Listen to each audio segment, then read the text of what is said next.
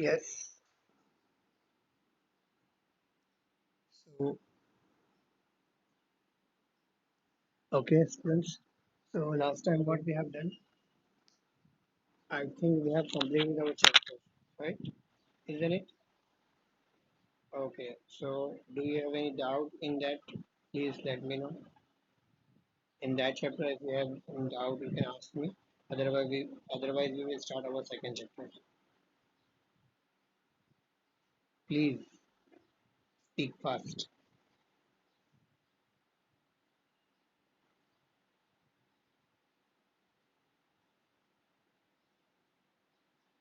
This much we have completed last time. We have completed all type of activity and all topic we have covered, right?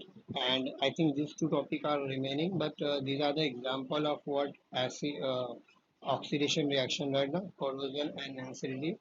So I have already told you that you just go through, and if you have any doubt, you can ask me. Please, do you have any doubt in any topic? Please let me know. Yes, student. Am I audible to you? Please बताओ बेटा। कोई doubt है? नहीं है तो नहीं बोलो, है तो बताओ। नो डाउट इफ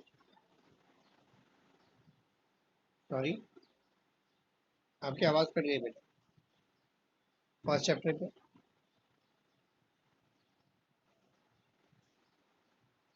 होमवर्क नहीं दिया है ना? हाँ, मैं होमवर्क अभी अपलोड करूंगा आज आज कल। उस दिन कैसा आखिरी में टाइम खत्म हो गया था, हम लोग नई टॉपिक रह गया था, तो मैंने बोला था कि नेक्स्ट टाइम अगर आपके डाउट रहेंगे तो बताओ। तो आज मैं अपलोड करूंगा गूगल क्लास पे आपको होमवर्क, वो आपको करना है, ठीक है?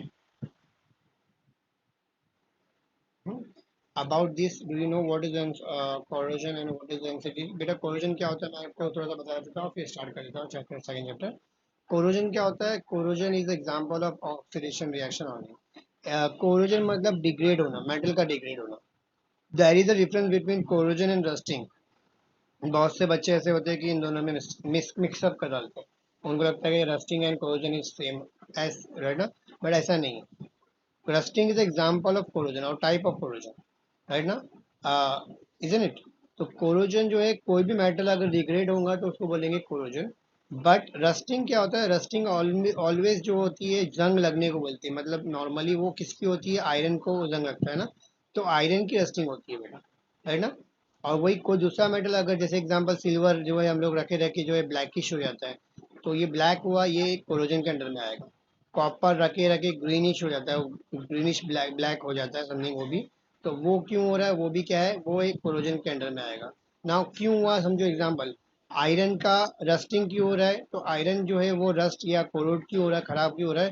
बिकॉज आयरन, आयरन जो होता है वो +2 स्टेट में होता है, right?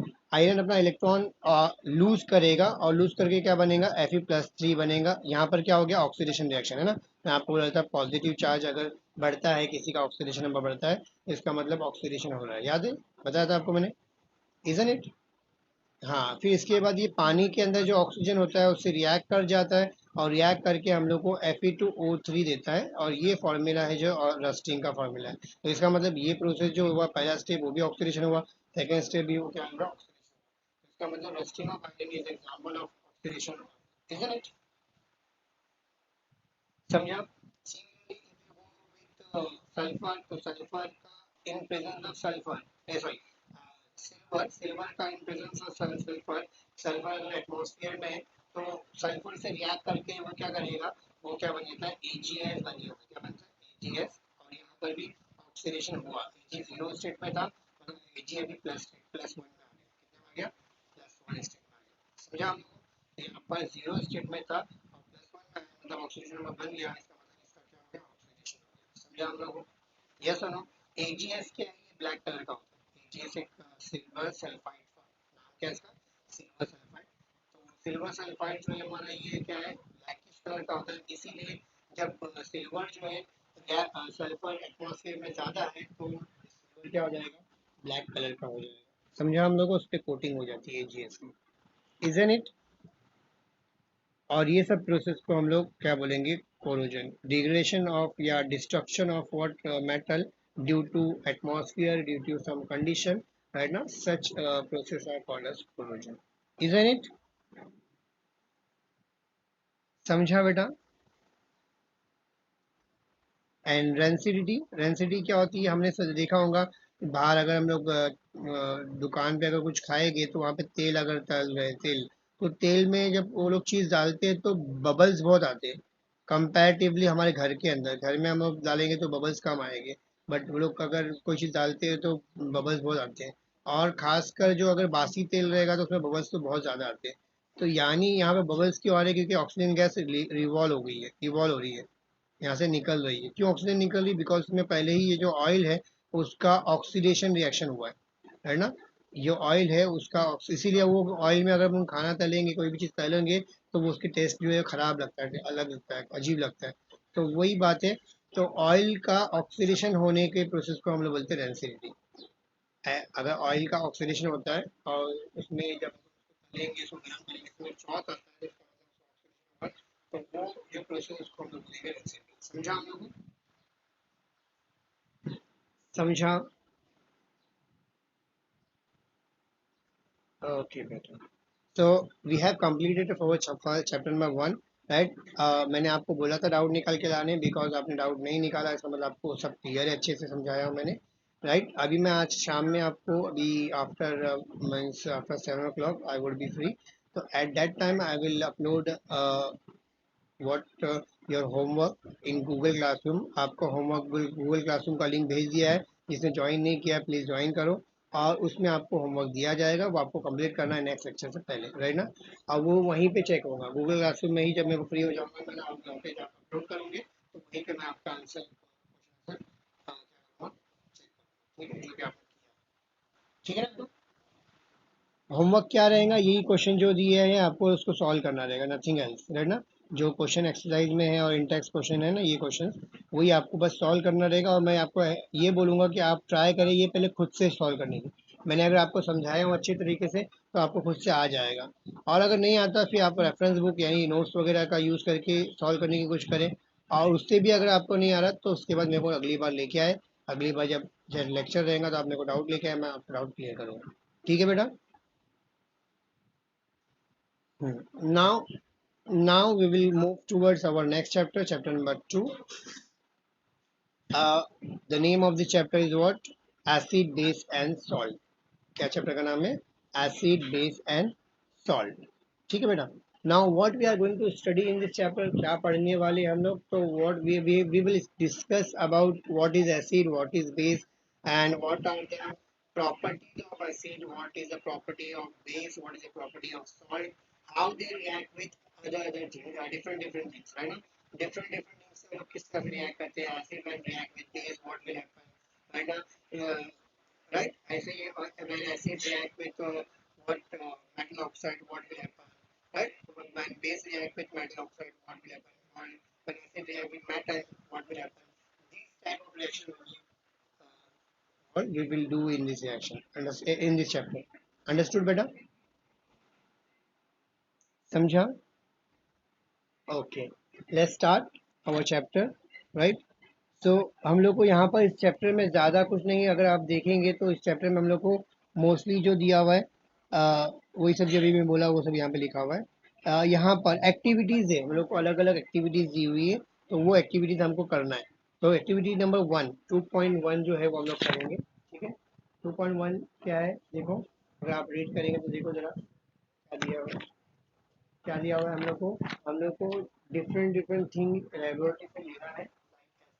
H2SO4, HNO3, acetic acid, then NaOH, sodium hydroxide, calcium hydroxide, potassium hydroxide, magnesium hydroxide, and ammonium hydroxide. Right now, these samples we have to collect from laboratory से collect करना है, and then we have to check it with different indicators. Now indicators क्या होता है, पहला question ये होता है कि what is indicator, इंडिकेटर क्या होता है, समझा।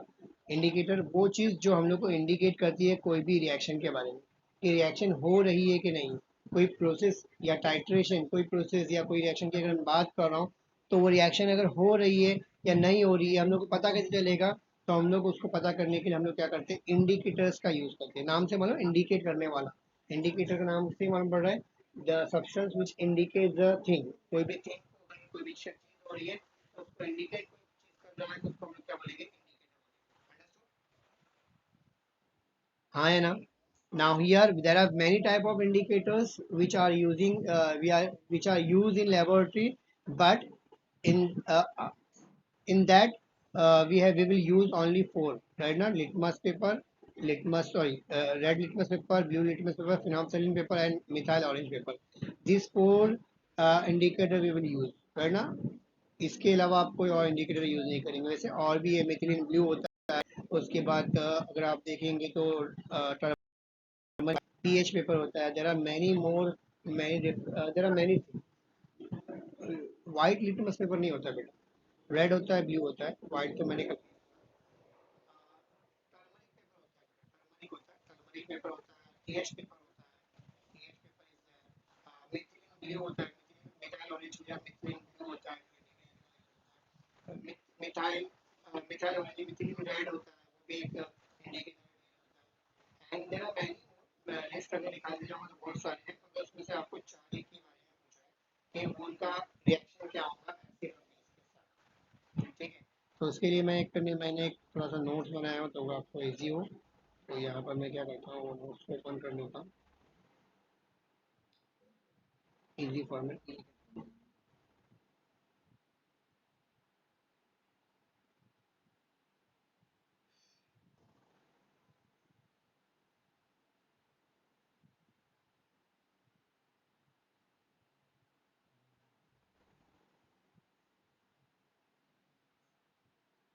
Okay, here you can see that activity number 2.1, right now. First of all, what is phenolphthalein? Phenolphthalein क्या होता है? Phenolphthalein and methyl orange both are the indicators which is used in titration. Titration क्या होता है? आपको 12th 11 में एक type का प्रैक्टिकल है, वो टाइट्रेशन है। अब टाइट्रेशन क्या होता है डीप में मैं जाऊंगा तो उसमें 15-20 मिनट उसमें कंज्यूम हो जाएगा। आपको वहाँ पर 12 में जब आएंगे तो आपको बता दिया जाएगा व्हाट इज टाइट्रेशन। टाइट्रेशन हम लोग क्या करते हैं, वॉल्यूमेट्रिक एनालिसिस होता है, इसको बोलते हैं हम लोग। वॉल्यूम का यूज करके हम लोग एक एक रिएजेंट को दूसरे रिएजेंट में ऐड करते हैं और उसका फिर एंड पॉइंट निकालते हैं। ठीक है, ये शॉर्ट में बताया, आपको समझेगा नहीं वैसे भी, आपको मालूम है। आपको डीप में हम लोग 12 में बताएंगे प्रैक्टिकल क्लास में। ठीक है, फिलहाल के लिए इसमें नहीं आता। ये दोनों टाइट्रेशन के लिए यूज होने वाले इंडिकेटर्स है, पहला पॉइंट ये समझो। उसके बाद अगर मैं फिनॉल्फ्थालीन की बात करूंगा तो ये कलरलेस होता है, राइट ना? मगर इसके जब हम लोग डालते हैं कोई भी रिएक्शन के अंदर तो ये कलर चेंज शो करता है, राइट ना? अब कलर चेंज क्या शो करता है? अगर मैं इसको अल्कलाइन सोल्यूशन से ट्रीटमेंट करता हूँ, अल्कलाइन मतलब क्या? बेस। अल्कलाइन का मतलब क्या होता है? बेस। अगर बेस से ट्रीटमेंट करूंगा तो जो मेरा फिनॉल्फ्थालीन है वो बेस में रिएक्ट कर, बेस से रिएक्ट करके क्या बोलते, पिंक हो जाता है। कैसा होता है? Pink colouration. मतलब अगर मैं फिनॉल्फ्थालीन में अगर बेस में डालूंगा तो हम लोग को पिंक कलरेशन देता है। अब याद रख लो इस चीज, है ना? Pink colouration. फिनॉल्फ्थालीन में बेस में डालेंगे तो क्या होगा? पिंक कलर देता है। ठीक है, और अगर एसिड में डालेंगे तो फिनॉल्फ्थालीन कलरलेस था पहले, अभी भी कलरलेस रहेगा, मतलब देयर इज नो इफेक्ट। मतलब फिनॉल्फ्थालीन लिया मैंने, उसको अगर एसिड में डाला तो अनचेंज रहेगा, मतलब एज इट इज रहेगा, कलरलेस रहेगा। यहाँ तक क्लियर हुआ? समझा? सिमिलरली मिथिलीन और मिथाइल ऑरेंज दोनों ये भी टाइट्रेशन में यूज होता है। इसका इफेक्ट देखते हैं हम लोग। अगर मिथाइल ऑरेंज को हम लोग एसिड में डालेंगे, एसिड में डालेंगे तो ये रेड कलर का हो जाता है, रेड बोलेंगे, और या फिर पिंक कलर का होता है। पिंक याद रखो, पिंकिश रेड कलर का होता है एक्चुअल में। कैसा कलर का होता है? पिंकिश रेड, या कुछ लोग पिंक बोलते हैं, कुछ रेड बोलते हैं, अलग अलग जगह पे अलग अलग है, मगर पिंकिश रेड कलर का होता है। कब? एसिड से ट्रीटमेंट करने के बाद। और बेस से ट्रीटमेंट करने के बाद ये येलो कलर का होता है एक्चुअल में। ये ऑरेंज येलो कलर का ही होता है, येलोइश ऑरेंज होता है। तो वो दिखता सेम ही है, चेंज नहीं दिखता, ऐसा लगता नहीं चेंज हुआ, मगर एक्चुअल में वो चेंज दिखता है, हल्का सा चेंज हुआ रहता है। वो येलो कलर होता है, ये ऑरेंज से चेंज होकर क्या होता है? येलो कलर हो जाता है। समझा हम लोग को? समझा? बोलो बेटा, डाउट क्या है?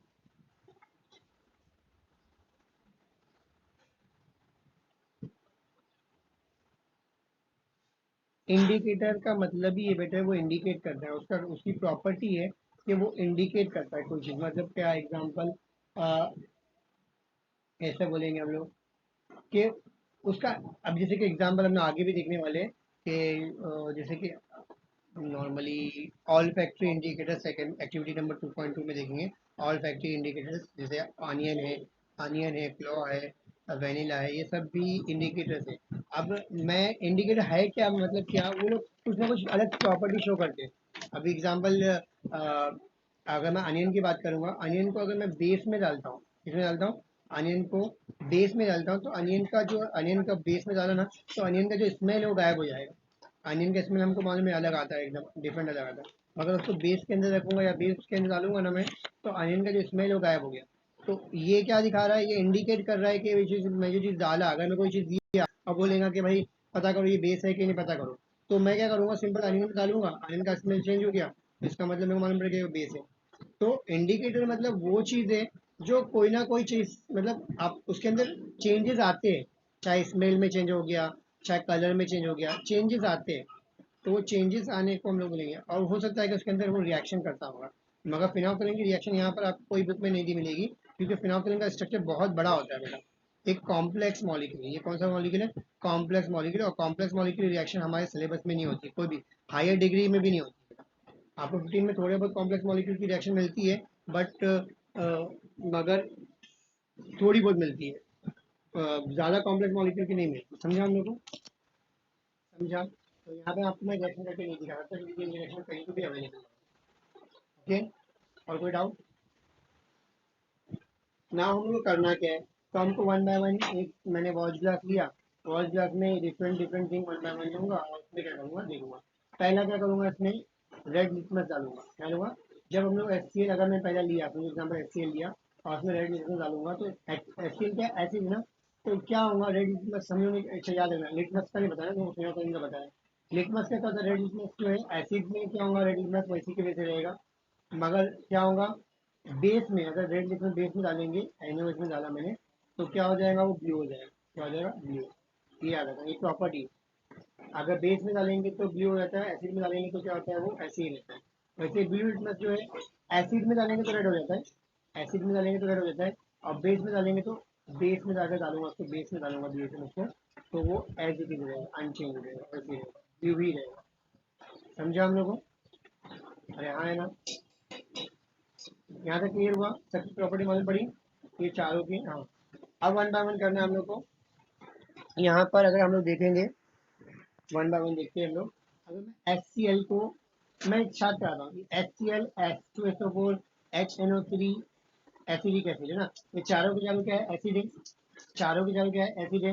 इसका मतलब चारों की चारों जो है हम लोग को सेम रिजल्ट देने वाले हैं। इसलिए चारों को अगर मैं क्या करूँगा, चारों में से एक एक करके सबको लूंगा ना, कोई भी चीज़ को अगर लूंगा, तो अगर मैं उसमें रेड लिटमस डालूंगा, तो क्योंकि वो एसिड है तो उसमें कोई इसका असर नहीं होगा, वो अनचेंज रहेगा, रेड का रेड ही रहेगा, और वही सब में आ गया बराबर। बट अगर ब्लू लिटमस में डीप करूंगा, तो ब्लू क्या हो जाएगा, रेड हो जाएगा, टर्न रेड टर्न सब में रेड हो जाएगा। समझा हम लोग को? यहाँ तक क्लियर है? अरे हाँ है ना? बोलो। मैंने फिनोल्फिनीन का क्या बोला था, फिनोल्फिनीन एसिड से जब रिएक्ट करता है तो क्या होता है, कोई चेंज नहीं दिखाता, तो इसमें कोई चेंज नहीं दिखेगा, इसका कलर पहले भी कलरलेस था, अभी भी कलरलेस है, वैसे की वैसे रहेगा। बट फिनोल्फिनीन जब बेस में अगर डाल दिया हम लोग, सॉरी फिनोल्फिनीन इसकी बात करते हैं, मिथाइल एनोलिन की, तो मिथाइल एनोलिन जो है हम लोग का एसिड में हम डालेंगे तो क्या होता है, पिंकिश हो जाता है ना, मैंने बोला देखो, मिथाइल एसिडिक मीडियम में क्या होता है, रेड कलर का होता है, रेड और पिंक कलर का होता है। तो यहाँ पर ये सब एसिड है, तो जब मिथाइल एनोलिन इसमें डालेंगे, ड्रॉप डालेंगे, तो ये कलर कैसे दिखाएगा, पिंकिश रेड कलर का हो जाएगा। समझा हम लोग को?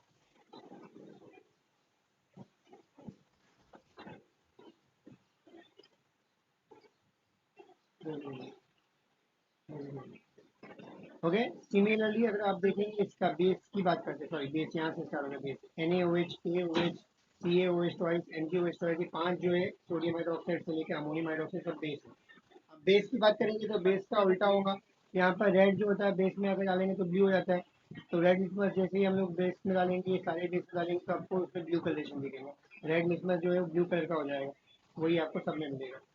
बट ब्लू लिटमस जो है वो बेस में डालने पे उसका कोई चेंजिंग नहीं होता, तो यहाँ पे वही दिख रहा है हम लोग को, कोई चेंज नहीं आया। समझा हम लोग को? सिमिलरली फिनोल्फिनीन की अगर बात करूँगा, तो फिनोल्फथालीन को जब बेस में डालेंगे तो यहाँ पे मैंने बोला था फिनोल्फथालीन को बेस में डालेंगे तो हम लोग को क्या मिलता है, अल्काइल पिंक कलर मिलता है, इसलिए यहाँ पे पिंक कलर मिला हम लोग को, सब में पिंक कलर ऐसे मिलेगा। वाइल, राइट, एक मिनट बेटा। हाँ, वाइल अगर मैं बात करूंगा मिथाइल ऑरेंज की, तो मिथाइल ऑरेंज को हम लोग बेस में डालेंगे तो क्या होता है, हमारा येलो कलर होता है, इसलिए ये भी देखो सारे बेस में येलो येलो मिल रहा है। समझा हम लोग को? हाँ है ना? अरे हाँ है ना? और ये जो कलर चेंजेस की बेस पे हम लोग बोल सकते हैं कि कौन सा कंपाउंड कैसा है, बिकॉज जैसे एग्जांपल ये रेड लिटमस जो है वो यहाँ पर कोई चेंज नहीं दिखा है, इसका मतलब एसिड ही है वो। और अगर यहाँ पर जो ब्लू लिटमस रेड हो गया, इसका मतलब प्रूफ हो गया कि वो एसिड है। या कोई भी एक इंडिकेटर का यूज करके हमें पता कर सकते हैं वो एसिड है क्या नहीं। अंडरस्टूड? एक्टिविटी वन समझ में आई? तो एक्टिविटी वन का अगर कंक्लूजन क्या बोलूँगा कि here we can use indicator to identify the substance whether it is acidic or base, right ना? There are different type of indicator which are used to identify the substance whether they are acidic or base, right ना? समझा हम लोग को? Next activity number 2.2। 2.2 में हम लोग को पहला जो है हम लोग को ये बोला है ऑलिफैक्ट्री इंडिकेटर्स, इसका यूज करके हम लोग को डिफरेंट एक एक्टिविटी परफॉर्म करना है। पहले समझ लेते हैं ऑल फैक्ट्री इंडिकेटर का मतलब क्या। ऑल फैक्ट्री का मतलब, ये जो वर्ड है ऑल फैक्ट्री, इसका मतलब ही होता है स्मेल, है ना? तो ऐसा इंडिकेटर जो रिलेट करता है किससे, स्मेल से, है ना? ऐसा इंडिकेटर जो किससे रिलेट करता है, स्मेल से इंडिकेट कर रिलेट करता है, उसको बोलेंगे ऑल फैक्ट्री इंडिकेटर। मतलब यहाँ पे कलर चेंज नहीं दिखेगा, स्मेल में चेंज आएगा, तो उसको बोलेंगे ऑल फैक्ट्री इंडिकेटर। समझा हम लोग को? The indicator the substance whose smell varies depending upon it is mix with acidic medium और बेसिक मीडियम, किससे मिक्स हो रहा है उसके बेसिस पे ये स्मेल वेरी होती है। ऐसे सब्सटेंस को हम लोग बोलते हैं ऑल फैक्ट्री इंडिकेटर। समझा? बोलो बेटा, समझा? बोलो, नहीं समझा तो नहीं बोलो, समझा तो समझा बोलो। यस, अंडरस्टूड और नॉट? ओके बेटा। तो ऑल फैक्ट्री इंडिकेटर के हम लोग सी करें, तो मैंने बोला हम लोग क्या करेंगे, प्लास्टिक का बैग ये होती है काली वाली थैली आती है, या फिर कलरलेस थैली हम लोग मार्केट से लेके आते हैं, कोई भी सामान लेंगे उसमें हम लोग को मिलता है, ऐसी टाइप की थैली होती है, ऐसी थैली होती है, समझो। ये थैली लिया मैंने, अब थैली में मैं यहाँ पे क्या करूँगा, मैं अनियन लूंगा जिसको चॉप करके लूंगा, उसको मैं काट के लूंगा, काटूंगा, काटूंगा क्यों, ताकि अनियन की स्मेल इसमें आए। तो मैं इसमें थैली के अंदर, ये थैली है, थैली के अंदर क्या किया मैंने, अनियन लिया, समझो, ठीक है। अनियन लेने के बाद, अनियन लिया और साथ में क्या करूँगा, तीन है ना पट्टी लूंगा, कॉटन के क्लोथ की पट्टी, क्लोथ लूंगा, है ना, उसकी स्ट्रिप लूंगा, कॉटन क्लोथ स्ट्रिप लूंगा, तीन लूंगा, कितने लूंगा, तीन लूंगा। अब वो तीनों क्या करूँगा, इसके अंदर डाल दूंगा, इसके अंदर डालूंगा, इसके अंदर डालूंगा। और ये जो थैली है उसका माउथ जो है उसको टाई कर लूंगा अच्छी तरह से, माउथ टाई कर लिया, यहाँ पे कॉटन स्ट्रिप भी है तीन, और साथ में अनियन चॉप्ड है, ठीक है। अब इसको क्या करेंगे हम लोग, ये बैग को हम लोग चॉप करने के बाद इसको टाई करेंगे, टाई करके बाद इसको क्या करेंगे, इसको लीव फॉर ओवरनाइट, पूरे ओवरनाइट एक रात के लिए इसको रखेंगे, कहाँ का, फ्रिज के अंदर, ताकि जो हमारा अनियन की स्मेल है वो स्ट्रिप में आ जाए। यहाँ तक समझा? समझा? एक्टिविटी टू यहाँ से समझा? अब आगे देखो, अब क्या करेंगे, वो स्ट्रिप, तीन स्ट्रिप जो मेरे को थी, मैंने लिया था, उसको मैं ओपन करूंगा अगले दिन, और वो तीन स्ट्रिप को बाहर निकालूंगा, तीन स्ट्रिप बाहर निकाला। और अब क्या करूंगा, इसके अंदर मैं एसिड डालूंगा, ये पहली स्ट्रिप है, ये सेकेंड स्ट्रिप है, ये थर्ड। एक में मैं क्या करूंगा, HCl डालूंगा, दूसरे के अंदर मैं क्या करूंगा, NaOH डालूंगा, और इसके अंदर जो फर्स्ट स्ट्रिप है इसमें कुछ भी नहीं डालूंगा, फर्स्ट स्ट्रिप में कुछ भी नहीं डालूंगा, ठीक है। अब ये डालने के बाद मैं क्या करूँगा, इसको स्मेल करूँगा। मेरे को स्मेल करने के बाद क्या मिलेगा, पहले में तो कुछ भी नहीं डाला हूँ, तो उसके अंदर ऑनियन की स्मेल आएगी, अनियन की स्मेल यहाँ पर आएगी, बराबर। यहाँ पर ये वाले स्ट्रिप में जहाँ पे HCl डाला, यहाँ पे भी कोई इफेक्ट नहीं गिरेगा, यहाँ पे अनियन की स्मेल एज इट इज़ आपको आएगी। बट यहाँ पर अगर आप देखेंगे, जब यहाँ पे मैंने बेस डाला, तो यहाँ पर जो है वो अनियन की स्मेल नहीं होगी, there is no onion smell, no smell. Third step में क्या आएगा, नो स्मेल, कोई स्मेल नहीं आ रही है, क्योंकि अनियन की ये प्रॉपर्टी है कि उसमें अगर बेस डाला जाए तो उसकी स्मेल गायब हो जाती है। तो इससे प्रूफ होता है कि ये थर्ड वाला जो सब्सटेंस है वो क्या है, बेस है, राइट ना। इससे हम लोग पता करते हैं कि सब्सटेंस जो दिया हुआ है वो एसिड है, राइट। तो क्या प्रूफ हुआ कि अनियन जो है या ऑल फैक्ट्री इंडिकेटर्स, अनियन जो है वो एसिडिक मीडियम में स्मेल चेंज नहीं होती है, बट बेसिक मीडियम में क्या है, उसकी स्मेल जो है वो लॉस हो जाती है। अंडरस्टूड। सिमिलरली हम लोग क्लो ऑयल से करेंगे अपना, जो वो होता है लॉन्ग होता है ना, उसके ज़रिए करेंगे क्लो ऑयल। तो उसमें क्या करेंगे, हम लोग दो टेस्ट ट्यूब लेंगे, एक टेस्ट ट्यूब लिया, एक और टेस्ट ट्यूब लिया, राइट। इसमें एसिड लिया HCl, इसमें बेस लिया, राइट। सिंपल लॉजिक है। हम लोग क्या करेंगे, बस इसमें एक ड्रॉप क्या करेंगे, क्लो ऑयल डालेंगे, इसमें एक ड्रॉप ड्रॉप क्या करेंगे, दो फ्यू ड्रॉप डालेंगे, एक ड्रॉप मत डालो, फ्यू ड्रॉप ऑयल डालेंगे, किसका, लौंग का, क्लो ऑयल डालेंगे। क्लो ऑयल डालेंगे, डालने के बाद क्या करेंगे, हम लोग स्मेल देखेंगे, लौंग की स्मेल आ रही है किस में से। तो ऑब्वियसली वही बात है, यहाँ पे भी सेम ऑलिफैक्ट्री का वही प्रिंसिपल है कि एसिड में कोई रिएक्शन नहीं होता, बेस में गायब हो जाता है। तो एसिड में क्लॉ की स्मेल आएगी यहाँ पर यहाँ पर कोई भी स्मेल नहीं आएगी। समझा हम लोग को, क्लॉ की स्मेल गायब हो जाएगी। तो इसका मतलब ये क्या है, बेस है। अंडरस्टूड। हाँ, तो यहाँ पे भी मेंशन करेंगे कि क्लॉ ऑयल स्मेल जो है वो remain as it is acidic medium में, और बेस में क्या है, इट लॉस्ट। समझा। बोल बेटा।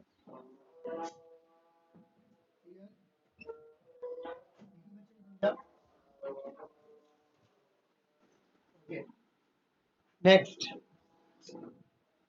नेक्स्ट है indicator of oil factor, indicator दो हो गया। थर्ड इंडिकेटर कौन सा है, ठीक है, ऐसा करना। थर्ड इंडिकेटर वेनिला एसेंस है, वेनिला एसेंस लेंगे, सेम काम करेंगे। दो टेस्ट ट्यूब लिया मैंने, एक एसिड वाला टेस्ट ट्यूब लिया, एक बेस वाला टेस्ट ट्यूब लिया। यहाँ पर वेनिला एसेंस जो है, वेनिला का स्मेल जो है वो डालेंगे, इसमें एक ड्रॉप, दूसरी ड्रॉप, इसमें फिर ड्रॉप डालेंगे। ये एसिड में डाले हम लोगों ने, बेस में डाले, सेम काम होगा। एसिड में जब डालेंगे तो उसका वेनिला का स्मेल जो है नहीं जाएगा, एज इट इज़ रहेगा। बेस में डालेंगे तो उसका स्मेल जो है वो चले जाएगा और बेस गायब हो जाएगा। तो हम लोग वही बोलेंगे कि एसिड जब वेनिला का डालते हैं तो एसिड में वेनिला का एसेंस जो है ऐसे ही रहता है, और बेस में वेनिला का एसेंस जो है वो लॉस हो जाता है। समझा।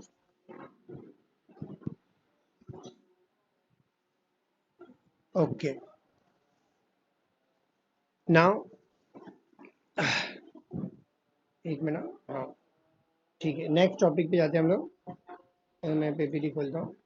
सो एक्टिविटी नंबर 2.1 हो गई, जिससे हम लोग को मालूम पड़ा है what is the importance of indicator, and indicator क्यों यूज होता है। इंडिकेटर हम लोग को काय के लिए यूज होता है, एंड पॉइंट को एक्सप्लेन करने के लिए यूज होता है, रिएक्शन हो रही है कि नहीं वो पता करने में हेल्प करता है, राइट ना। सेकेंड, हम लोग इंडिकेटर्स के अंदर एक टाइप देखे, ऑल फैक्ट्री इंडिकेटर, जो हम लोग को स्मेल के जरिए दिखाता है। उसके एग्जाम्पल देखे हम लोग ने, क्लो ऑयल, उसके बाद वेनिला एसेंस, और जो है थर्ड क्या है हमारा, अनियन। ये तीन जो है एग्जांपल देखिए जो ऑल्फैक्टरी इंडिकेटर्स है। इसमें क्या है, स्मेल चेंज होती है, और वो हम लोग को इंडिकेट करता है कि प्रोसेस हुआ है कि नहीं हुआ। समझा।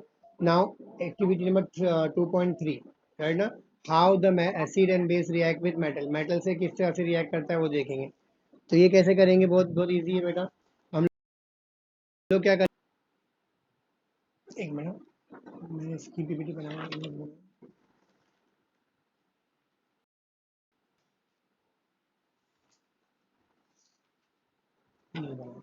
ओके, इसमें करना क्या है, बहुत इजी है बेटा। हम लोग क्या करेंगे, एक टेस्ट ट्यूब लूंगा मैं, एक टेस्ट ट्यूब लिया, बहुत इजी है, देखो यहाँ पर टेस्ट ट्यूब लिया, राइट। और उसमें क्या करेंगे हम लोग, थोड़े से जिंक डालेंगे, थोड़ा जिंक डाला मैंने, जिंक डालेंगे, और उसके अंदर फिर क्या करेंगे, एसिड डालेंगे। यहाँ पे आपको अलग अलग एसिड से रिएक्शन करने बोला है। आप कोई भी एसिड से करो, आपको सेम ही प्रोसेस होगा। एसिड है तो एसिड क्या होगा, कोई भी एसिड जब है ना मेटल से रिएक्ट करता है तो हाइड्रोजन गैस प्रोड्यूस करता है, याद रखो। when acid react with metal it produce hydrogen gas, ठीक है, याद रखना। तो यहाँ पर मैं अगर HCl डालता हूँ, क्या डालता हूँ, HCl, राइट ना। तो HCl डालूंगा तो क्या होगा, मैं बताऊंगा रिएक्शन क्या होगा, बताऊंगा आगे। तो HCl क्या करेगा, इससे रिएक्ट करेगा और बबल्स निकलेंगे, यहाँ से बबल्स निकलेंगे, हाइड्रोजन गैस। तो वैसे ही यहाँ पे भी हो रहा है, मैंने मेटल लिया, उसमें HCl डाला, एसिड डाला कोई भी, और उसको कॉक लगा दिया, और यहाँ पे से पाइप लगा के ये गैस को कलेक्ट करने की कोशिश कर रहा हूँ, ठीक है। अब ये जो गैस निकल रही है मेरे को दिख रही है, और गैस कौन सी निकल रही है, हाइड्रोजन है कि नहीं कंफर्म करना है। तो हम लोग क्या करेंगे, हाइड्रोजन का ये ऑब्जर्वेशन है कि हाइड्रोजन को अगर मैं फ्लेम के करीब लेके जाऊंगा, राइट ना, आग के करीब लेके जाऊंगा, तो ये क्या होता है, जलता है किसके, पॉपअप साउंड से। पॉपअप साउंड जो होता है ना हमारा, पॉप साउंड जो होता है ना, उसके साथ जलता है, मतलब फटाके की आवाज़ आती है, एकदम फट फट फट आवाज़ आने लगेगी। ठीक है, तो हम लोग वही चेक करने की कोशिश करेंगे। यहाँ पर क्या करूँगा मैं, ये जो है ऐसा एक पाइप के ज़रिए मैं गैस को कलेक्ट किया। यहाँ पे सोप के अंदर से क्यों ले रहा हूँ, ताकि मेरी गैस जो है ना बेटा, गैस को मैं डायरेक्ट कनेक्ट करूँगा, डायरेक्ट लगाऊंगा ना बेटा, डायरेक्ट अगर आग लगाऊंगा डायरेक्ट ये पाइप को, तो बहुत बड़ा ब्लास्ट भी हो सकता है। ठीक है, और वो मुंह पे उड़ेगा, मुंह खराब होगा, मतलब अपनी स्किन खराब हो सकती है, रिस्क फैक्टर है। तो हम लोग क्या करेंगे, बबल से मतलब सोप सोल्यूशन से करेंगे। सोप सोल्यूशन में अगर अपन पास करेंगे तो क्या होगा, क्योंकि सोप है तो सोप क्या करेंगे, जो गैस है ना सोप के अंदर फंस जाएगी और बबल्स बनेंगे, राइट ना। वो खेलते बचपन में, ब्लो करते हैं तो उसमें से बबल्स निकलते, याद है, हम लोग बचपन में खेले होंगे।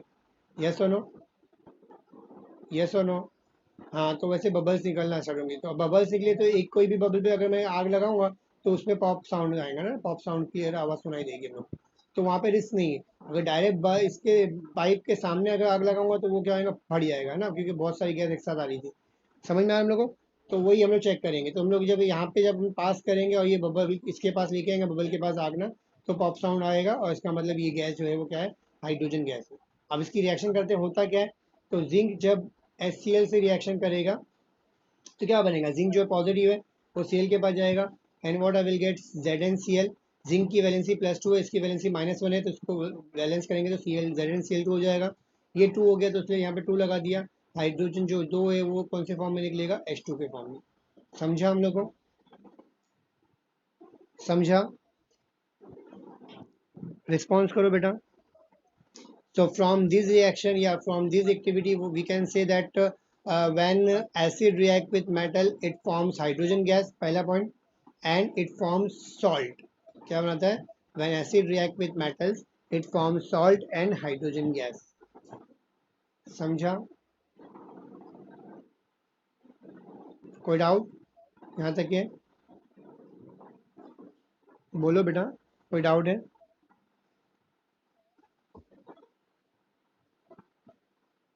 It forms salt.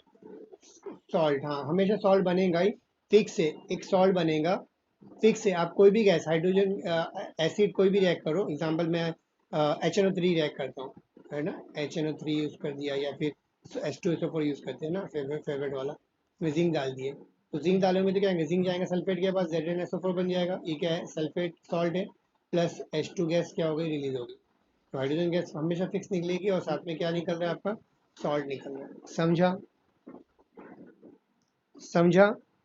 आप कोई भी गैस लेंगे तो आपको हमेशा सॉल्ट मिलेगा और हाइड्रोजन गैस निकलती हुई दिखेगी। कोई डाउट, कोई भी एसिड लो आपको एक ही सॉल्ट प्लस हाइड्रोजन गैस मिलेगी। नाउ नेक्स्ट है हमारा एक्टिविटी नंबर 2.4। इसमें सेम करने बोला है, मगर बेस का यूज़ करने बोला है। सेम अगर मैं टेस्ट ट्यूब लिया, पूरा के पूरा सेम करना है। मैं जिंक लिया इसके अंदर, राइट, एल्यूमिनियम या जिंक कोई भी ले लो, लिया। और अच्छा, जिंक यहाँ पे देखो, जिंक मैं बताता हूँ बाद में, पहले इसको कंप्लीट करने दो। हाँ, यहाँ पे मैंने क्या किया, जिंक लिया, और जिंक में मैंने क्या डाला, यहाँ पर अभी बेस डाला, क्या डाला, NaOH डाला। तो NaOH डालने के बाद भी आप अगर डालोगे प्रैक्टिकल में, लैब में जाके देखेंगे, तो यहाँ से गैस निकलती हुई दिखेंगे। क्या निकलेगी, गैस निकलेगी। और इसको भी पॉक लगा के आप कलेक्ट करेंगे सोप सोप वाटर के थ्रू, और बबल्स आएंगे। बबल को जब आप फायर लगाएंगे और माचिस लगाएंगे ना, आग लगाएंगे, तो पॉप आउट साउंड ही मिलेगा, क्योंकि यहाँ पे भी क्या है, बाय प्रोडक्ट में हाइड्रोजन निकलता है। तो मेटल जब एसिड से रिएक्ट करे या बेस से रिएक्ट करे, आपके बाय प्रोडक्ट में हाइड्रोजन कंपलसरी मिलता है। मेटल चाहे वो एसिड से रिएक्ट करे या बेस से रिएक्ट करे, हाइड्रोजन गैस हमेशा निकलती ही निकलती है। समझे यहाँ तक के? और सेम ही सॉल्ट बनता है, क्या बनता है, सॉल्ट बनता है। यहाँ पे भी देखो, NaOH अगर रिएक्ट करेगा Zn से, तो होता क्या है, मैंने बोला हाइड्रोजन गैस निकलती है, H2 निकला। H2 निकला, इसका मतलब 2 मोल्स ऑफ वॉट NaOH लगेगा। ये H एक था ना, दो लगे, दो निकल रहा है, इसका मतलब क्या है, 2 मोल्स ऑफ NaOH लगेगा। बचा क्या, NaO 2 बार और Zn बचा, क्या बना, NaOZn, राइट ना। अब इसको अरेंज करना है, मेरे को ये मालूम नहीं, रिएक्शन याद नहीं है, कैसे याद करूँगा बता रहा हूँ आपको। तो मेरे को उसको अरेंज करना है, तो क्या करूँगा, क्या क्या बचा है देखो, सोडियम कितना बचा, 2 बचा, अरे हाँ है ना, देखो अगर आपको डायरेक्ट याद याद करने आता है तो याद कर लो, मगर बेटर है कि आप, मैं याद ना करे, बनाने आना चाहिए आपको रिएक्शन। मैं बना रहा हूँ, ठीक है। मेरे को आती नहीं है रिएक्शन, तो बना रहा हूँ। जेड एन कितना बचा? तो जेड एन एक बचा। ओ कितना बचा? ओ दो बचा है ना। ओ कितना बचा? दो बचा। एग्री करते हैं हम लोग? अब इसको अरेंज करना है, तो अरेंज कैसे करेंगे? ये पॉजिटिव है, सोडियम पॉजिटिव होता है, मेटल है ना। जिंक भी मेटल है तो पॉजिटिव होता है, ऑक्सीजन जो है नेगेटिव होता है। हमेशा अरेंज कैसे करते हैं? नेगेटिव को राइट साइड में लिखते हैं, पॉजिटिव को लेफ्ट साइड में लिखते हैं। तो जो कम है उसको पहले लिखो, तो कम कौन सा है? नेगेटिव एक है ना, और पॉजिटिव दो है। तो नेगेटिव को पहले राइट साइड में लिखा। अब पॉजिटिव कौन कौन है? दो है, सोडियम और जिंक है। तो जो जिसकी वैलेंसी ज़्यादा है, जिसकी जिसकी वैलेंसी ज़्यादा है उसको हम लोग क्या करेंगे? बीच में लिखेंगे। जेड की वैलेंसी दो होती है और सोडियम की वैलेंसी एक होती है। वैलेंसी समझता है ना हम लोग को? बॉन्ड फॉर्मेशन, वैलेंसी समझता है बेटा? हाँ। सोडियम जो है NaCl बनाएगा, Zn जो बनाएगा ZnCl2 बनाएगा, दो बॉन्ड बनाता है ना। तो Zn की वैलेंसी दो है, तो जिसकी वैलेंसी ज़्यादा है उसको बीच में लिखने का। तो बीच में Zn लिख दिया और लेफ्ट में Na लिख दिया। यहाँ तक समझा? अब जो जितने हैं उतने लगा दो। तो Na दो है तो यहाँ दो लगा दिया, Zn एक है तो लिखने की जरूरत नहीं, O दो है तो O दो लगा दिया। तो क्या फॉर्म होगा? Na2ZnO2। समझा कैसे फॉर्म हुआ? रट्टा नहीं करने का, ऐसे आप खुद से लिख सकते हो। समझा? इसका नाम क्या है? Sodium zincate. क्या नाम है? Sodium zincate. समझा आप लोगों को? अरे बोलो, समझा या नहीं समझा? हम्म। तो ये जो है सॉल्ट, ये भी क्या है? सॉल्ट है, और यहाँ पे भी बाय प्रोडक्ट में हाइड्रोजन गैस रिलीज हो रही है। आप चाहिए तो स्क्रीनशॉट ले लो आपके समझने के लिए, आपकी रेफरेंस नोट्स बनाने के लिए। स्क्रीनशॉट ले लो। लिया? लिया स्क्रीनशॉट? ओके।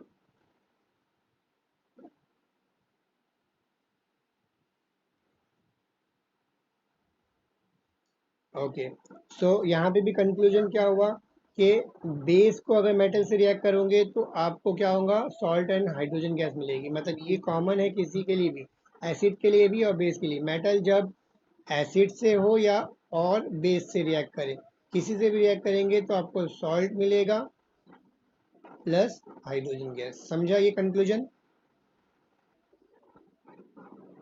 कि बेटा आपको बहुत जगह लगने वाला है, ये कंक्लूजन दिमाग में रखो। ये कंक्लूजन जितने बोल रहा हूँ वो सब दिमाग में रखना है हम लोग को। फ्यूचर में कभी भी आएगा तो आपको ये अप्लाई करना है कंक्लूजन।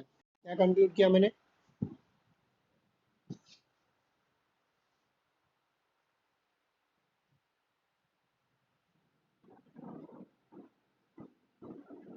और टाइम अप हो गया है, मीटिंग लीव होंगी। तो एक काम करो बेटा, आप रीज्वाइन करो इमीडिएटली, राइट? मीटिंग अपने आप डिस्कनेक्ट हो जाएगी। तो एक काम करो, आप रीज्वाइन कर लो।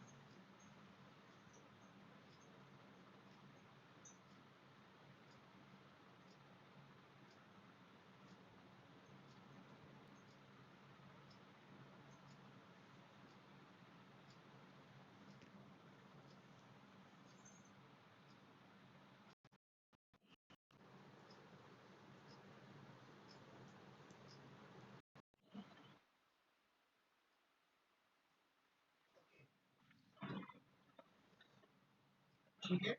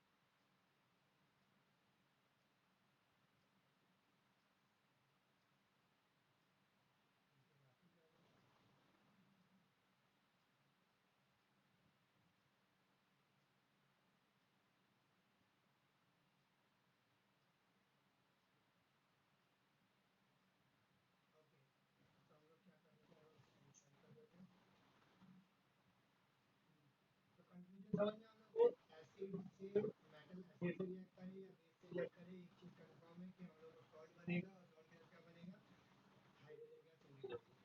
नाउ नेक्स्ट एक्टिविटी नंबर क्या है 2.5 6.5 में क्या करना है, बहुत इजी एक्टिविटी है बेटा।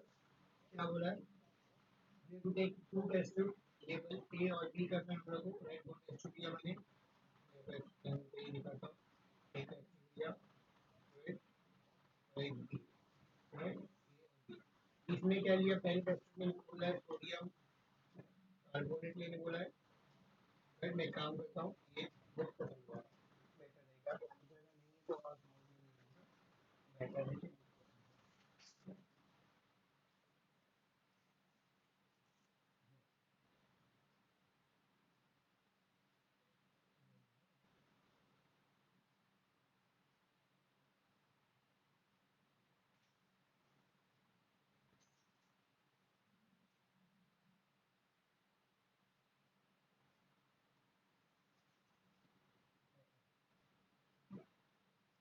यहाँ पे देखो बोला क्या है, हम लोग को दो टेस्ट ट्यूब लेने बोला है, टेस्ट ट्यूब लिया,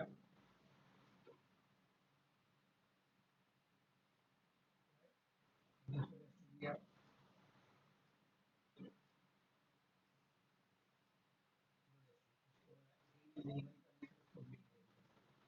पहले टेस्ट ट्यूब में क्या बोला है 0.5 ग्राम, यहाँ पर स्ट्रक्चर में बोला है 0.5 gram sodium Na2CO3 sodium carbonate, 0.5 ग्राम लेने बोला है, सोडियम बाइकार्बोनेट या सोडियम हाइड्रोजन कार्बोनेट बोलते हैं जो NaSO3 0.5 ग्राम, हमने समझा आपको इतना करने बोले। Then what we have to add HCl in it, दोनों के अंदर हम लोग को इसके अंदर HCl ऐड करने बोला है, इसके अंदर भी HCl ऐड करने बोला है। ठीक है, कितना ऐड करने बोला है, 2 ml 2 ml, है ना, ऐड। क्या होगा, ये ऑब्जर्व करने बोला, क्या होगा वो ऑब्जर्व करने बोला है, और इसके बाद आगे कुछ करने बोला है वो हमें बाद में देखेंगे। तो ऑब्जर्व करने से हमें क्या होगा, इसमें हम लोग रिएक्शन करना पड़ेगा। तो जो सोडियम कार्बोनेट Na2CO3 में HCl ऐड करेंगे, है ना, ये वाला बना, तो HCl ऐड करेंगे तो होगा क्या, Na जाएगा Cl के पास, क्या बन जाएगा, NaCl बन जाएगा। How many Na are there, 2 Na are there, तो मैं 2 लगा दूंगा, 2 लगाया तो 2 हो गया, इसके लिए यहाँ पे 2 हो गया, इसको बुरा लग जाएगा कि यहाँ पे 2 लगा देंगे, तो ये H जो जाएगा CO3 के पास और डाल देंगे, H2CO3, H पॉजिटिव होता है, CO3 माइनस होता है, तो H2CO3, बट ये H2CO3 जो है बिकॉज हम हीट कर रहे हैं यहाँ पर, तो यहाँ पर हीटिंग के वजह से ये क्या होता है, ये ब्रेक डाउन होता है, और ये बिल्कुल भी ब्रेक डाउन होता है, और ब्रेक डाउन हम लोग हमेशा H2CO3 नहीं यूज करते हैं, हम लोग को दो कंपाउंड H2 जो है ना वो थोड़े को ले लेंगे यहाँ पे, और H2O बन जाएगा और कार्बन डाइऑक्साइड निकल जाएगा, समझा यहाँ तक, सही रिएक्शन हो गए, हाँ डाउट। सेकेंड टेक्स्ट इसका क्या होगा, तो NaSO3 इसका नाम है सोडियम बाइकार्बोनेट और सोडियम हाइड्रोजन कार्बोनेट, अगर इसमें मैं HCl डालता हूँ तो क्या होगा, राइट। HCl डालेंगे सिंपल, तो मैंने पहले देखा था वही होगा, Na जाएगा Cl के पास, Na positive Cl negative, NaCl positive, और H जाएगा इस H और H2CO3 बनेगा, H2CO3 ब्रेक डाउन हो जाएगा, और ब्रेक डाउन होकर हम लोग क्या मिलेगा, H2O प्लस, तो नॉर्मली हम लोग CO2 H2O और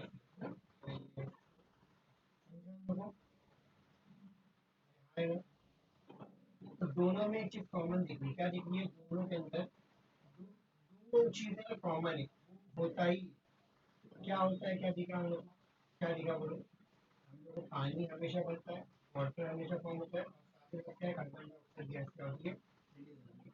तो आप कोई भी याद रखना, इसमें कंक्लूजन क्या दिखा मैंने, कि मेटल कार्बोनेट, कोई भी मेटल कार्बोनेट हो,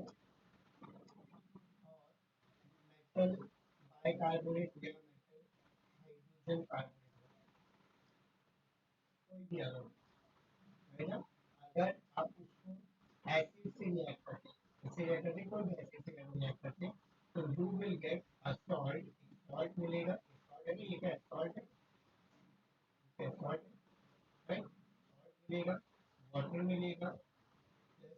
डाइऑक्साइड गैस, समझा है ना? यस और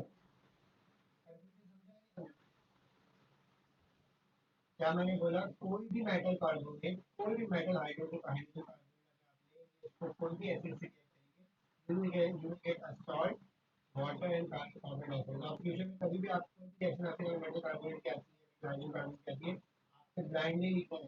सॉल्ट तो आपको बनाना दिमाग से बनाना पड़ेगा, वो ये चीज़ तो हमको बायोलॉजी में मिल जाती है, पहले ही लिखेंगे। जो बचा हुआ चीज़ है उसको जोड़ के हम लोग सॉल्व रिएक्शन बन जाएगी, याद करने की जरूरत है। समझा? ये चीज़ दो में रहेगी, वाटर और कार्बन डाइऑक्साइड, और सॉल्ट में सॉल्ट जो है वो फिर बाद में जो बचा है उसको अरेंज करेंगे तो आपको सॉल्ट मिल जाएगा। समझा हम लोग? देखो मैं एग्जांपल देता हूँ, जैसे अगर मैं ये रिएक्शन लिख रहा था, मेरे को फिलहाल मेरे को नहीं मालूम, अगर मेरे को एक फंडा मैंने याद कर लिया, क्या याद कर लिया, मैं फ्यूचर में मेरे को कुछ मालूम नहीं है कि रिएक्शन आगे मेरे पास ये है NaCl, अब मुझे आगे करने के लिए मालूम है, फिक्स हो गया है कि पानी निकलता है, निकाल लिया। मेरे को मालूम है कि कार्बन डाइऑक्साइड निकाल लिया, मतलब ये मेरे को मालूम है, मैंने ट्राई किया, मुझको समझ में आया है। अच्छा क्या है मुझे जो यहाँ पे से H2 में ये जो है सी ए पे सी है ओ तीन यहाँ पे तो है तो तीन मतलब सब निकल गए, बचा क्या एन और सी जोड़ के समझा? कितना इजी हो जाएगा, ये आपको कंफ्यूजन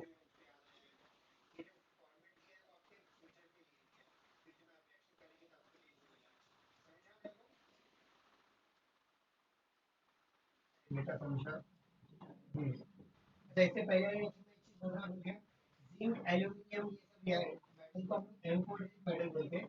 एम्फोटेरिक मेटल कौन सा है? वो मेटल जो एसिड से भी, जिंक जो है एसिड से भी रिएक्ट किया था और बेस से भी रिएक्ट किया ना, एसिड और बेस दोनों से रिएक्ट करके सॉल्ट है तो वो बनाया था हाइड्रोजन गैस। तो एसिड और बेस से जो दोनों रिएक्शन करता है वो मेटल को हम लोग बोलते हैं एम्फोटेरिक मेटल। आप ये तो आपके रेफरेंस में आपको याद होना चाहिए, the metal which react with acid as well as base, such metals are called as encoding metal. Understood? Okay. So this is the activity number of what the point point, right? Now,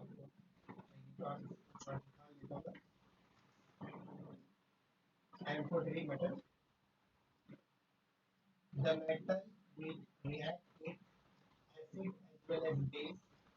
Such metals are called as amphoteric metals, like zinc, aluminium, etc. Understood? अच्छा यहाँ पे कहानी खत्म नहीं हुई, आगे भी बोल रहा है, मैं भूल ही गया। आगे क्या बोला है कि आगे बोला है जो गैस प्रोड्यूस हो रही है उसको हम लोग क्या करेंगे, उसको पास करेंगे लाइम वाटर, उसको पास करेंगे जो गैस प्रोड्यूस हो रही है इसमें क्या उसमें मेरा कार्बन डाइऑक्साइड को पास करेंगे किसमें, लाइम वाटर में। लाइम वाटर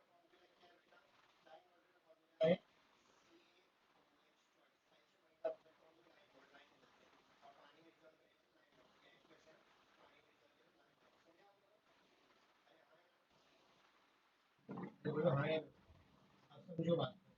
अब यहाँ पे देखो मैं समझो क्या होगा मालूम, इसको मैं ओपन करता हूँ समझाने के लिए, इसको अच्छे से लिखता हूँ। ये मेरे कार्बन डाइऑक्साइड और CaOH, दो OH है। अब मैं इसको रिएक्ट करूँगा तो होता क्या है, यहाँ से ये पानी निकल जाएगा, H और OH निकल जाएगा, पानी निकल गया, मैंने इसको सॉरी नहीं दिख रहा है अभी दिख रहा है, देखो ये जो कार्बन डाइऑक्साइड है उसको हम लोग लाइम वाटर को पास करें, लाइम वाटर का फॉर्मूला क्या है, कैल्शियम हाइड्रोक्साइड, ठीक है।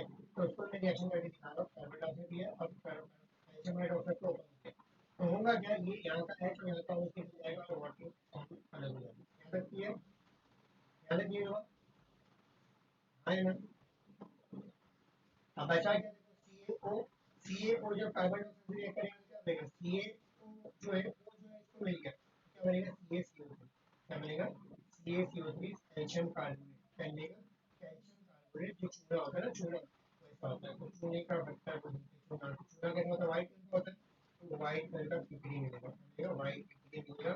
हमारा जो पानी है वो लाइम वाटर जो कलरलेस था, अब यहाँ पे हम लोग को व्हाइट कलर का टर्बिड मिल जाएगा, कैसा मिलेगा, turbid, white turbid, turbid water मिलेगा, सोल्यूशन मिलेगा। समझा आप लोग को? अरे हाँ है ना?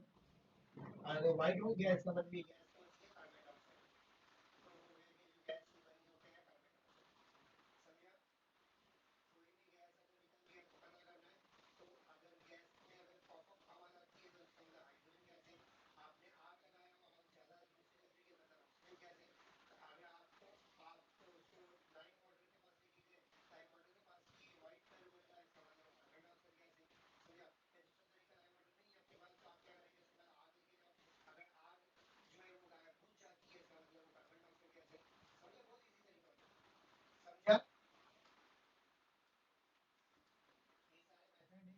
करते हैं हम लोग कौन सी गैस को पता करने के लिए। अंडरस्टूड बेटा?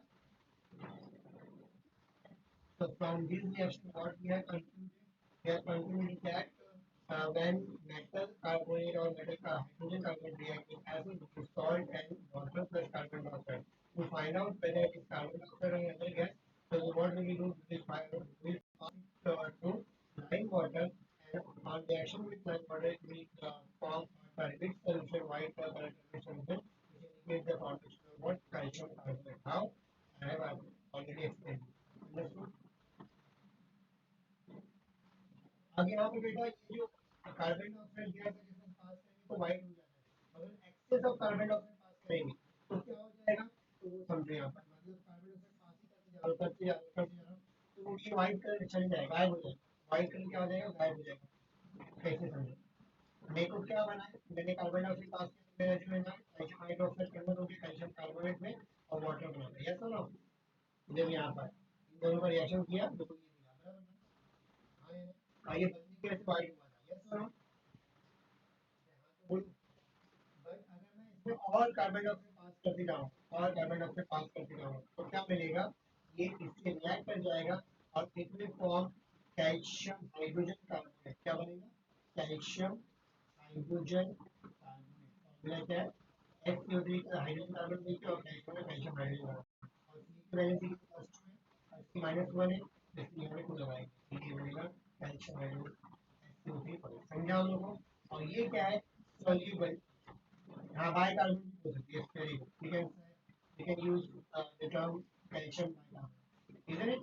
It is soluble in water, ये वाटर का soluble है, ये कोई पीपीटी फॉर्म नहीं करेगा, तो आपका जो कलर यहाँ पे ये व्हाइट कलर था, अभी ये क्या सोल्यूशन के साथ रहेगा, कलरलेस हो जाएगा। समझ में आ रहा है हम लोग को, मतलब व्हाइट कलर गायब हो जाएगा। यानी क्या समझा हम लोग को, कि अगर मैं कार्बन डाइऑक्साइड गैस को लाइन वाटर से पास करूंगा तो व्हाइट कलर से दिख जाएगा, मैं कार्बन डाइऑक्साइड गैस बार बार पास करूंगा, बहुत ज्यादा पास करूंगा तो व्हाइट कलर जो बना था वापस गायब हो जाएगा, तो इसका मतलब प्रूफ हो गया, व्हाइट जो गायब हुआ इसका मतलब ये बन चुका है।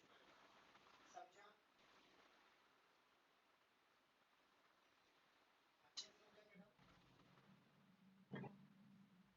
बेटा? ओके, मैं यहाँ पे स्क्रीनशॉट ले लेता हूँ, आपको मैं भेज दूँगा।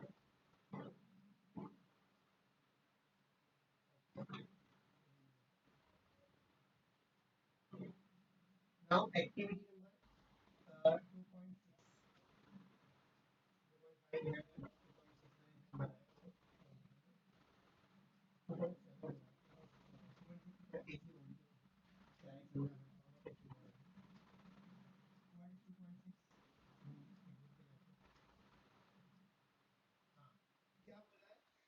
और उसमें phenolphthalein के ड्रॉप डालना है, किया वाला शायद इसमें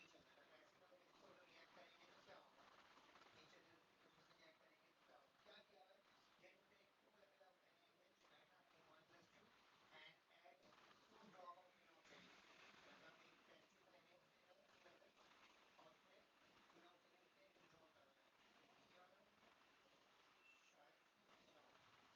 2.6 से किया होगा, 2.6 तो हम लोग क्या करना है, पहले एनडी एनडी हम लोग को बोला है कि एनएमएच एक टेस्ट ट्यूब में लेने बोला, कितना एमएल 2 एमएल, ये वाला 2 एमएल लिया मैंने और उसके अंदर 3 ड्रॉप ऑफ फिनोक्सिन डालने को डाला है ना। फिनोक्सिन कैसे कैसे होता है, फिनोक्सिन एक इंडिकेटर है जिसमें कलरलेस होता है, कैसा होता है, कलरलेस होता है, याद रखिएगा आप लोगों को। अरे हाँ है ना, कलरलेस इंडिकेटर को मैं इसमें डाला, जैसे डालेंगे हम लोग के पूरा पिंक कलर जो कलरलेस सोल्यूशन था वो कैसा हो जाएगा, पिंक हो जाएगा, क्या हो जाएगा, पिंक कलरेशन देगा। समझे ना, देखिए याद रखिए। अब यहाँ पे हम लोग क्या करेंगे, ड्रॉप वाइज एसिड को ऐड करेंगे, जो सॉल्यूशन है उसमें क्या करेंगे, पिंक कलर का सॉल्यूशन है उसमें एसिड ड्रॉप वाइज डालेंगे, जब ड्रॉप वाइज डालेंगे ना तो कलर जो है ना पिंक कलर डिसअपियर होने लगेगा, थोड़ा थोड़ा वेरिएशन होगा और जो कलर आपका सॉल्यूशन है वो चेंज होगा पिंक से कलरलेस की तरफ, ऐसे ऐसे होगा आगे होगा फिर है ना। एक वक्त आएगा जब पूरा सॉल्यूशन जो पिंक कलर था वो पूरा भी पूरा क्या हो जाएगा, कलरलेस हो जाएगा। एक वक्त आएगा कि पूरा भी पूरा सॉल्यूशन है कलरलेस हो जाएगा, वो पॉइंट को हम लोग बोलेंगे पॉइंट ऑफ रियलाइजेशन, मतलब क्या हुआ, जितना एसिड था वो पूरा का पूरा जो जितना बेस था वो जितना पूरा का पूरा जो है बेस जो है वो एसिड के जरिए क्या हो गया, न्यूट्रलाइज हो गया, क्या हो गया, न्यूट्रलाइज। और ये पॉइंट को हम लोग जो पॉइंट कलर के कलर का गायब हो जाएगा वो पॉइंट को हम लोग एंड पॉइंट बोलते हैं, क्या बोलेंगे, एंड पॉइंट। समझा हम लोगों को?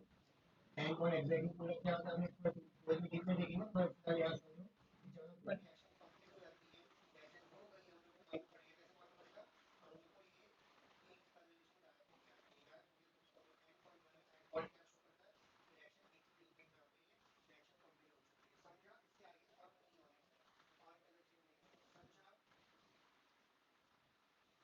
समझा? यहाँ तक आने के बाद यहाँ पर कंप्लीटली ये पॉइंट पे भी क्या आएगा, ये कन्वर्जेशन में हो जाएगा solution, and this point of the अब अगर मेरे को वापस से देखना है कि भाई मैं अगर एनीमेज फिर से ऐड देखो, एनीमेज फिर से मैंने ऐसी ऐड किया था, तो जो पिंक कलर था वो कलरलेस हो रहा। अब एसिड को हटाने के लिए अगर वापस एनीमेज ऐड करूंगा तो वापस पिंक मिलेगा क्या, है ना, ये देखना है। तो वापस से हम लोग क्या करेंगे, एनीमेज ऐड करेंगे। समझ में आ रहा है मैं क्या बोलूँ? ये फिनॉक्स एनीमेज की जगह पिंक कलर था, मैंने एसिड डाला वही के लिए पिंक कलर गायब हो बराबर ना।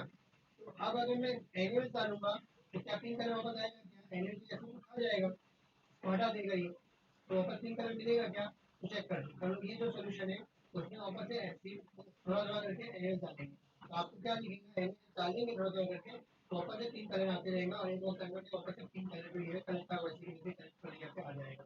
उसका मतलब ये एनीमेज को करके एसिड को रिप्लेस कर दिया और फिर से हम लोग को जो पहला सोल्यूशन था वो मिल गया, समझा? अरे बोलो हाँ है ना।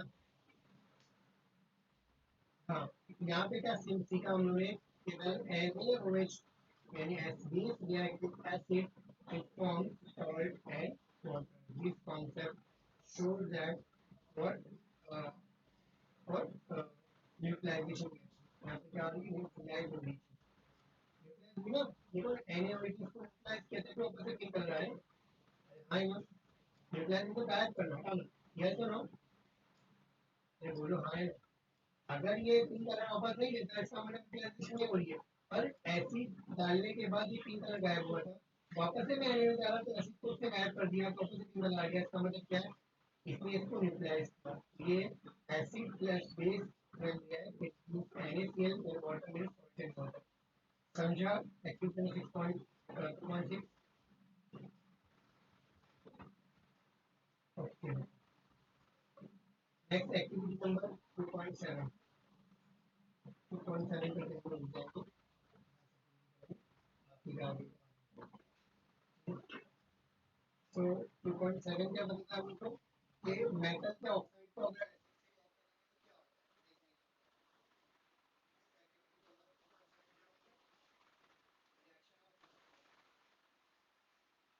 इस suggest about reaction of metal oxide with with acid, ये हम लोग को देखना है। ये एक्टिविटी देखना मेटल ऑक्साइड को एसिड से रिएक्ट करेंगे क्या। now मेटल ऑक्साइड हम लोग को नहीं अगर मिल रहा है तो हम लोग मेटल को क्या करेंगे, इन प्रेजेंस ऑफ ऑक्सीजन अगर हीट करेंगे तो सिंपल सा ऑक्साइड बन जाएगा। एग्जाम्पल मेरे को कॉपर ऑक्साइड चाहिए, अगर मार्केट में नहीं हो गया तो क्या करूँगा, कॉपर मेरे पास अगर अवेलेबल है तो मैं इसको ऑक्सीजन के प्रेजेंस में हीट करूँगा, ये इससे रिएक्ट कर जाएगा और क्या बनेगा, CO बन जाएगा।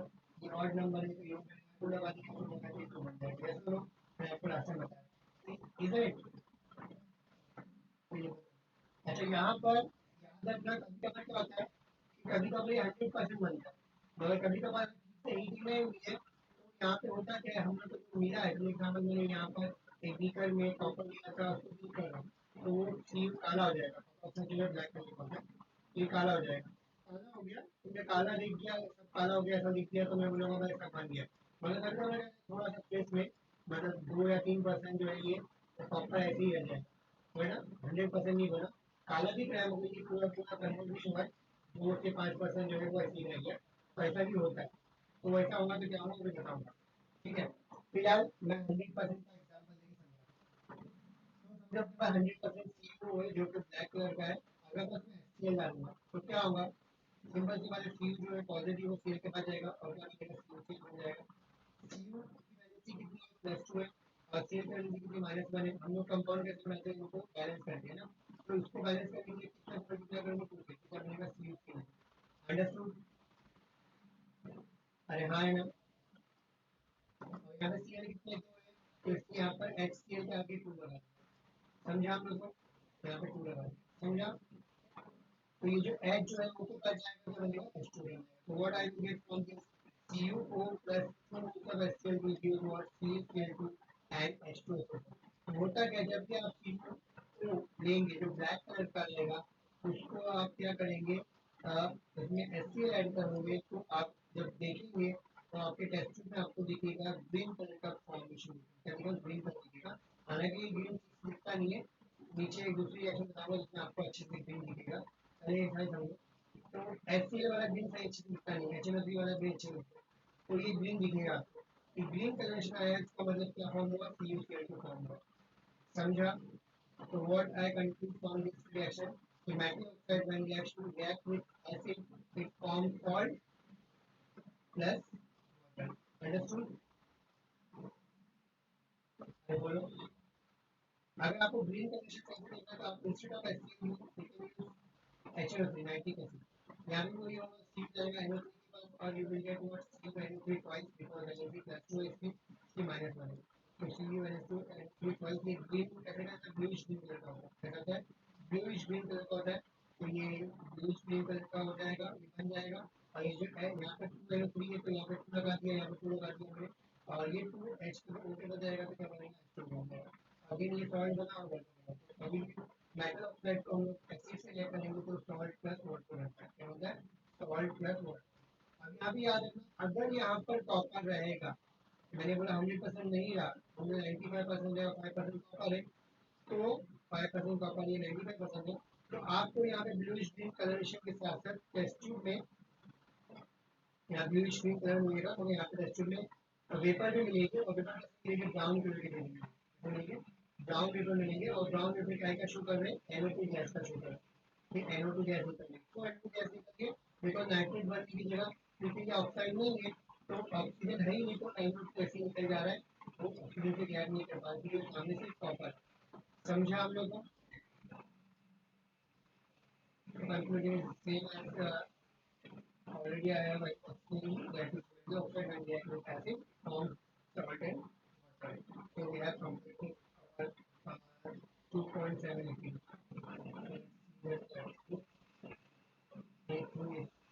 there, यही आपको एक्सप्लेन किया, एक्सप्लेन करके आपको आपने क्या सीखा अब तक के, बोलो एक बार रिवाइज करके अपने विद्यार्थी हम लोग ने पहला देखा इंडिकेटर, इंडिकेटर क्या होते हैं, वो चीज़ जो हम लोग को इंडिकेट करें कि रिएक्शन हो रही है क्या नहीं, हम बताने करने के लिए हम लोग इंडिकेटर यूज करते हैं। हम लोग एसिड और बेस की इफेक्ट देखेंगे डिफरेंट टाइप ऑफ इंडिकेटर है ना, इंडिकेटर पे एसिड और बेस का क्या इफेक्ट होता है वो हम लोग देखेंगे।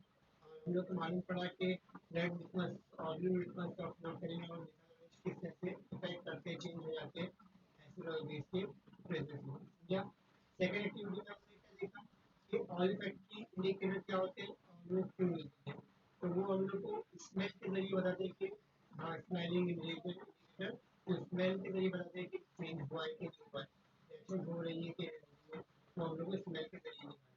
और वो मोस्टली ऑयल इफेक्ट के इंडिकेटर जो है वो चेंज कहाँ दिखाते हैं, बेसिक मीडियम में दिखाते हैं, तो उनकी स्मेल गायब हो जाती है बेसिक मीडियम, मगर एसिडिक मीडियम में एसिडिक होती है, उससे प्रूफ होता है कि वो बेस है और एसिडिक है। यस और नो? नेक्स्ट एक्टिविटी नंबर 3.2.3 में हमने क्या देखा, when metal react with acid, it forms salt and hydrogen gas. To conclude that whether it is hydrogen gas is not or not, what we will do, we will burn candle. Yes, burn it with a candle. If a pop sound is there, then we will say that it is a hydrogen gas. Yes or no? Similar way, we can react metal with base also. That when we react metal with base, that it forms salt and hydrogen gas in similar way. And in similar way, we can find out whether it is a hydrogen gas or not in similar way, right? Next one, 2.5 activity. In 2.5 activity, what we will do, we will react acid with metal carbonate and metal hydrogen carbonate, and after this activity comes, we concluded that metal carbonate or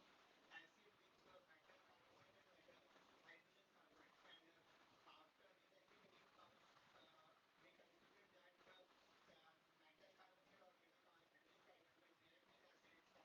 it forms salt and carbon dioxide and water. The salt, carbon dioxide and water, right?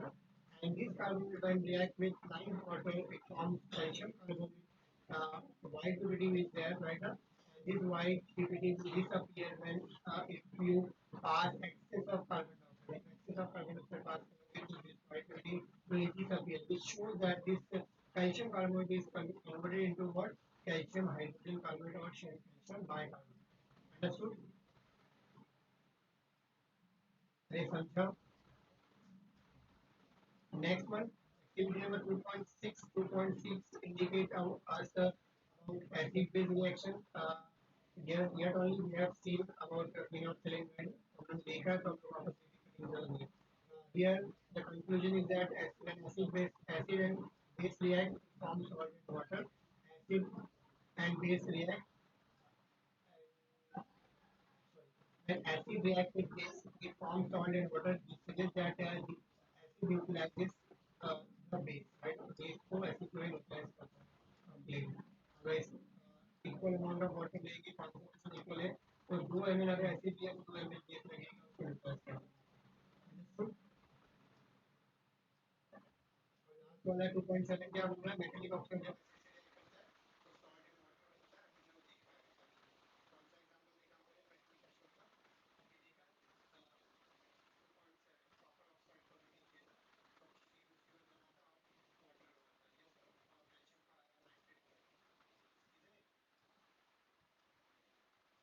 we will stop over here. Thank you so much. आपको अभी कोई doubt है तो दोबारा clear to if you have any doubt otherwise we will stop over. बेटा doubt है कहीं जाना नहीं है पहले मुझे पढ़ना चाहिए उससे मत जाओ और मेरे को बताओ कि आपका कोई डाउट है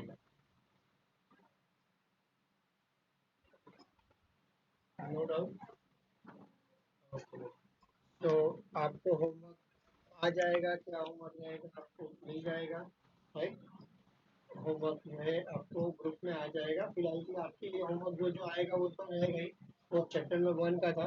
बट चैप्टर नंबर 2 का जो होमवर्क रहेगा वो क्या रहेगा आपको आपको ये करना रहेगा.